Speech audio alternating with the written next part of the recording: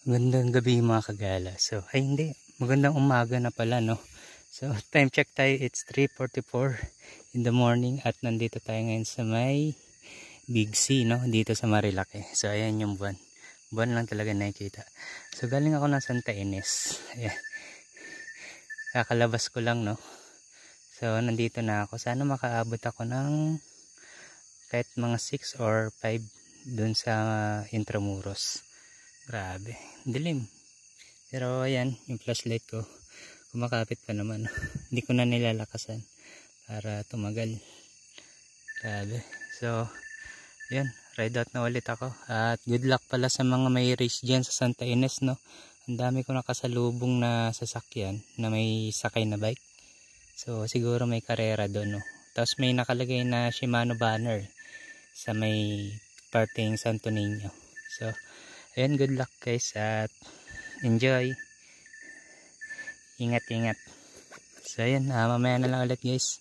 At babakbakin ko na to. Yung mga palusong dito. Samantalayin ko na yung lusong.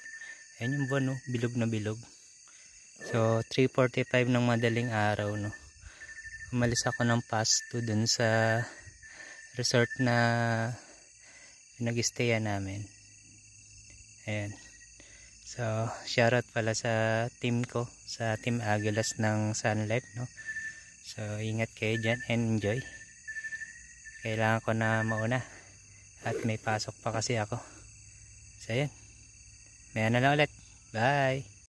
Ayan guys, dito na tayo sa nahiharap ng Boso-Boso, no? So, ayan. So, ayan yung marker niya.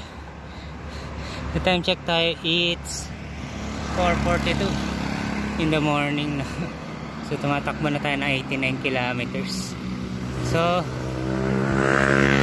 summary lang, no? Itong biyahe na ito ay Manila to Santa Ines and Santa Ines to Manila. So binike ko na lang yung team building namin. Grabe, solid ng experience ko. So ito, paglampas ko ng Boso-Boso,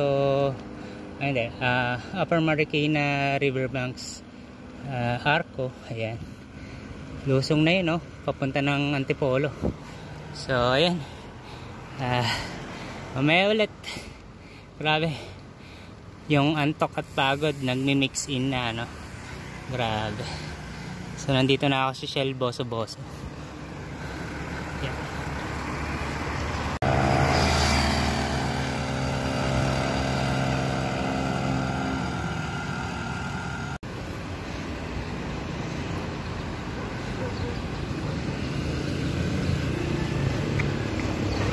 Guys, dito na tayo. Hey guys, dito na tayo sa arko ng Upper Marikina Riverbanks Protected Area.